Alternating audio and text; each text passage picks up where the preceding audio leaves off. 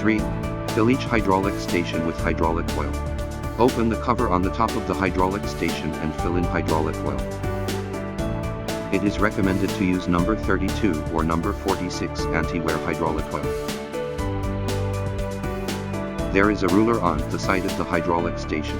When the hydraulic oil reaches the middle position of the ruler, stop the injection.